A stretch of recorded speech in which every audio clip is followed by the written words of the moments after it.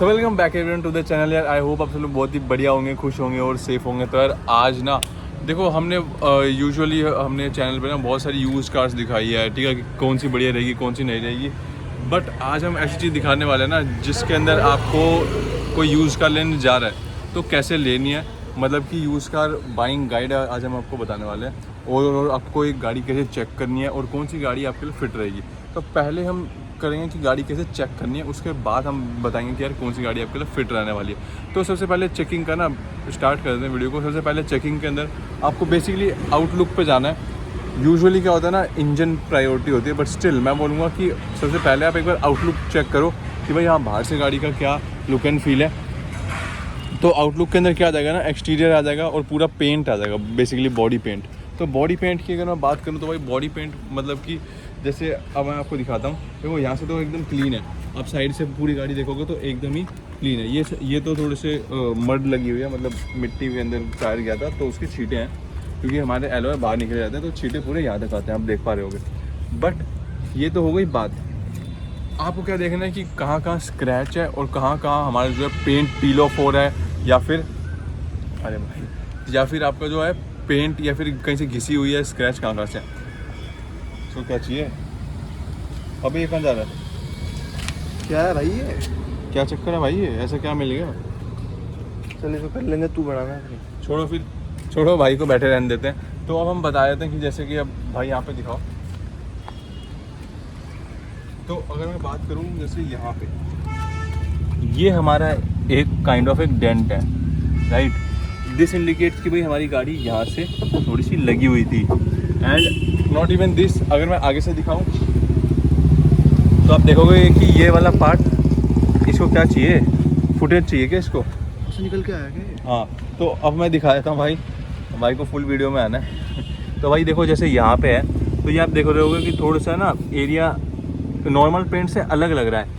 मतलब कि आपको क्या देखना है ना कि कहाँ कहाँ पेंट अलग अलग लग रहा है, मतलब कि आपको देखना है कि कौन सा एरिया पेंटेड है या फिर कौन सा एरिया रिपेयर्ड है। मैं बोलूँगा रिपेयर्ड का मैं क्यों बोल रहा हूँ, क्योंकि भाई रिपेयर्ड लोग तभी कराते हैं जब उसके अंदर कुछ इशू आता है।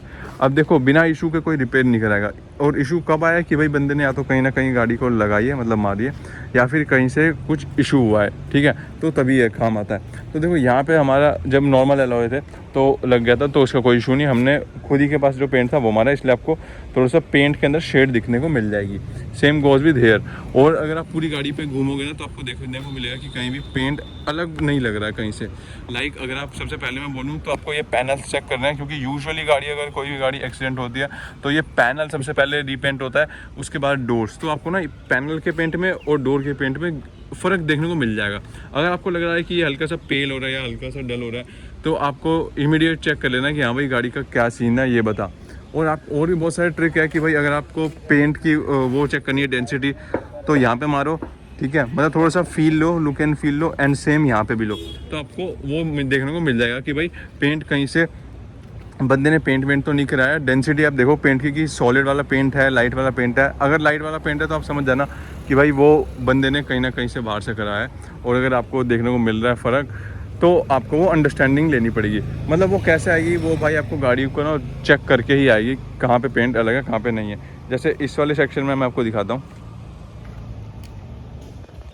तो ये देखो यहाँ पे और वहाँ पे आपको फ़र्क देखने को मिलेगा। आई एम नॉट श्योर कि कैमरा इतना ले पा रहा होगा, नहीं ले पा रहा होगा, बट आँखों देखिए आप थोड़ा ज़्यादा पहचान पाओगे। तो जब आप एक्सटीरियर देख लो तो आपको पता चल जाएगा कि भाई कहाँ पे क्या चीज़ है। उसके बाद आप उसी सेक्शन के ना अंदर जाना। तो अभी हम एक्सटीरियर पे एक फोकस कर रहे हैं, उसके बाद हम अंदर लेके जाएंगे।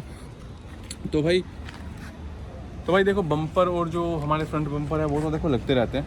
यूजुअली क्या होता है, देखो जैसे हमारा भी लगा हुआ है फ्रंट बम्पर, तो इसके अंदर कोई दिक्कत नहीं है। बट बॉडी का जो मेन होता है ना, बॉडी पे इशू नहीं होना चाहिए। बम्पर्स तो क्या है कि यार डेली रनिंग के अंदर कुछ भी पत्थर आता है तो भी लग जाता है, तो बम्पर की इतनी कोई दिक्कत नहीं होती। एंड बम्पर देखो 1000-2000 अगर आप नॉर्मल हैचबैक ले रहे हो तो 2000-2500 का बम्पर नया ही आ जाता है, तो उसके अंदर कोई दिक्कत नहीं होती। बम्पर्स की आपको कोई टेंशन नहीं लेनी कि भाई यार यहाँ से लगी हुई है, ये खुदरापन है, उसकी आपको दिक्कत नहीं लेनी।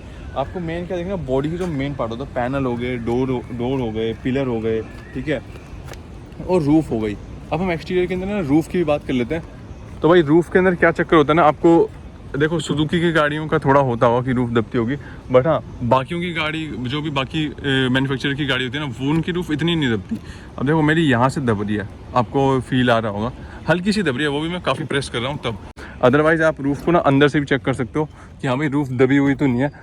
अक्सर रूफ़ कब दबी रह जाती है, जबकि भाई मान लो या तो कुछ हैवी वेट पड़ा है या फिर गाड़ी मतलब इनकेस कुछ मिसहैप हुआ हो तो भी रूफ़ दबी रह जाती है। वो प्रॉपर जो मैन्युफैक्चर्ड आती है ना वो वाली फिनिश नहीं रह जाती है। तो भाई ये देखना है, जैसे कि भाई यहाँ पे ना ये मैंने रैप करा रखा है, ये देखो हम तो भाई शौकीन आदमी है तो रैप वैसे करा रखे हैं। अदरवाइज़ अगर आप डीलर्स की बात करूँ ना मैं, तो डीलर्स यूजुअली क्या करते हैं ना कि जो गाड़ी लगता है कि भाई ये गाड़ी मतलब मिसहैप होके आई है तो उसको क्या करते हैं एकदम मॉडिफाई से कर देता है, सो दैट वो अट्रैक्टिव लगे। एंड अट्रैक्टिव लगेगी तो बंदे सोचेंगे कि यार 3 लाख की गाड़ी के अंदर एसेसरी भी मिल रही है, मॉडिफाई गाड़ी है, वो सब मिल रहा है, बट एक्चुअली वो कुछ और होता है। ठीक है, तो यूजुअली मैं बताऊँ मार्केट के अंदर ये चल रहा है मॉडिफाई गाड़ियों से तो हल्का सा मैं आपको कहूँगा बचना। अगर आपको एक असली एंथुजियास्ट की हुई मॉडिफाइड गाड़ी मिल रही है तो भाई मैं बोलूँगा वो तो आपके लिए जेम है। उसको उससे बढ़िया मतलब मैं बोलूँगा इन्वेस्टमेंट नहीं होगी, आपको गाड़ी के साथ साथ इतने बढ़िया बढ़िया मॉड्स आपको देखने को मिल जाएंगे। बट हाँ अगर डीलर या व्हीलर के पास हो तो उसको थोड़ा ज़्यादा चेक करना, क्योंकि क्या होता है ना, ठीक है, तो ये पूरा स्क्रैच एरिया है, ये भी पूरा स्क्रैच एरिया है।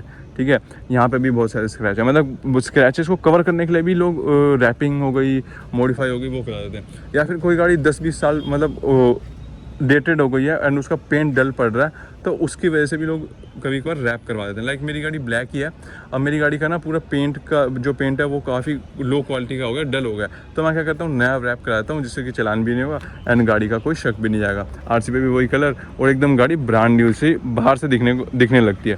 भाई ये तो होगा हमारा एक्सटीरियर का पार्ट। एक्सटीरियर का आज मैं पार्ट पूरा ही बता के ख़त्म करता हूँ। आपको बॉडी देखनी है, डेंट देखने हैं, एक्सीडेंटल तो नहीं है, एंड इसके साथ साथ आपको व्हील्स भी देखने हैं कि भाई व्हील्स कितने रह गए हैं। लाइक देखो मैंने तो एलॉय लगवा रखे हैं, तो एलॉय के अंदर आपको क्या देखना, बेंड देखना है कि भाई ये पूरा ना यहाँ से सरफेस है एकदम क्लीन होनी चाहिए, कहीं से रबिंग नहीं होनी चाहिए। रबिंग है मतलब कि भाई बंदे ने उस पर काम करा रखा है, घिसाई कर रखी है।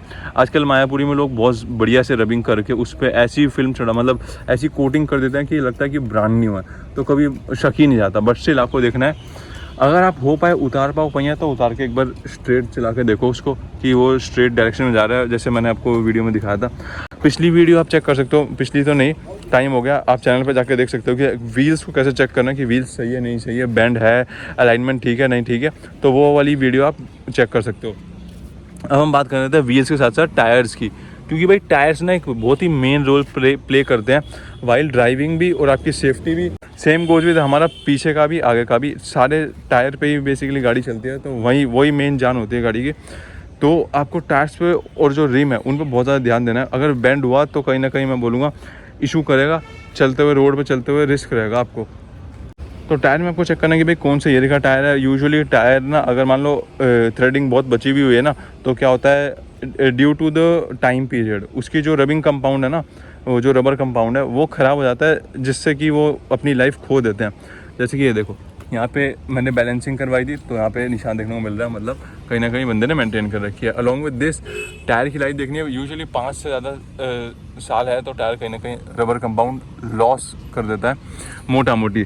बट हाँ बाकी थ्रेडिंग आप देख सकते हो, टायर देखना, क्योंकि यार अगर आप एक बड़ी गाड़ी ले रहे हो जिसके अंदर 16-17 इंची के टायर लगे हुए हैं, रिम लगे हुए हैं, तो उसके टायर भी महंगे आते हैं, 6-7 हज़ार के आते हैं। तो ये देखना है कि टायर की लाइफ कितनी रह रही है, अदरवाइज़ वही कॉस्ट ना आपको आगे बियर करनी पड़ेगी।